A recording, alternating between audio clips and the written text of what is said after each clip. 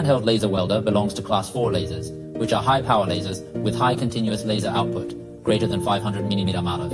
Laser energy is intense and direct. Scattered and reflected laser beams may damage your skin and your eyes.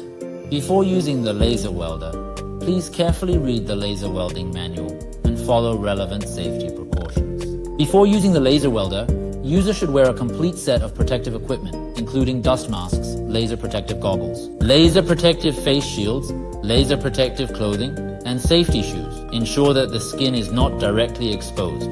For safety during operations, laser protection curtains or laser protection enclosures should be used to isolate the laser. The user's workspace should establish a nominal hazard zone with warning signs indicating the presence of laser radiation. Only authorized personnel are allowed to enter the nominal hazard zone, and authorized personnel must wear a complete set of protective equipment. Welding should only be performed when there are no flammable materials nearby. If flammable materials are present, sparks generated during welding may cause fires. Fire extinguishers should be placed near the welding area. Extinguishers should be checked and maintained regularly. Peels ensure personnel are proficient in the use of extinguishers. Do not work in rainy or high temperature environments, as this may cause high temperature and high humidity alarms or short circuits, affecting the normal use of the laser, and posing create safety hazards. Harmful particles and gases are generated during the welding process, and a welding fume purifier should be used to reduce the accumulation of smoke and gases produced during welding. The input voltage of the handheld laser welder can be lethal. You need to make sure that the laser welder is grounded properly before use. Otherwise, the product casing may become charged, resulting in personal injury to the operator.